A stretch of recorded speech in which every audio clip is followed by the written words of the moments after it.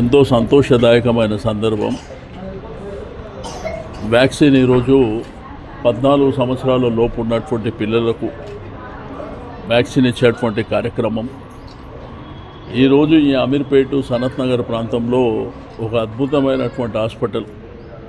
ఆ రోజు ఎంతో కష్టపడి 30 బెడ్డెడ్ అనుకున్నటువంటి హాస్పిటల్ని 50 బెడ్డెడ్ చేయడం జరిగింది.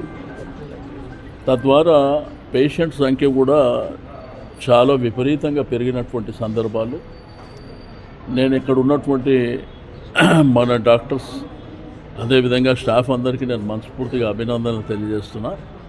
ఎందుకంటే వచ్చేటువంటి పేషెంట్స్కు ఓపికతోని జాగ్రత్తతోని వాళ్ళకి ఇచ్చేటువంటి మెడిసిన్ కావచ్చు, డెలివరీస్ కావచ్చు, సర్జరీ కావచ్చు, అన్ని విషయాలలో జాగ్రత్తలు తీసుకొని ఈరోజు మెడికల్ సైడ్ కూడా మరి వాళ్ళకు, ఎందుకంటే బాగా కాస్ట్లీ మెడిసిన్ ఈరోజు ప్రైవేటు బయట మెడికల్ షాపులలో కొంటే చాలా కాస్ట్లీ ఉన్నటువంటి మెడిసిన్ని మరి ఇది గవర్నమెంట్ హాస్పిటల్ కాబట్టి ఉచితంగానే ప్రొవైడ్ చేయడం, ఆ రోజు నేను కన్నటువంటి కళలు ఈరోజు సాకారం అవుతున్నందుకు, ఈరోజు పేద ప్రజలకు ఉపయోగపడుతున్నందుకు చాలా సంతోషం అనిపిస్తుంది.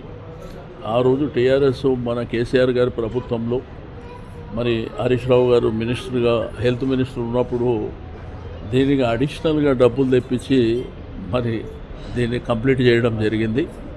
తద్వారా ఏంటంటే ఈరోజు హైదరాబాద్ సిటీలోనే ఇది ఒక మోడల్ హాస్పిటల్ కింద మరి ఉండడమే కాకుండా పేషెంట్ సంఖ్య కూడా విపరీతంగా పెరిగింది.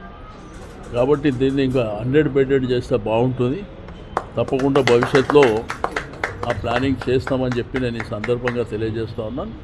ప్రధానంగా ఇక్కడ డాక్టర్స్ కావచ్చు, లేకపోతే పేషెంట్స్కు లిఫ్ట్ సమస్య ఒకటి ఉంది. ఆ కొటేషన్కి ఇట్లా మీరు రెడీ చేయండి, మాట్లాడతాను.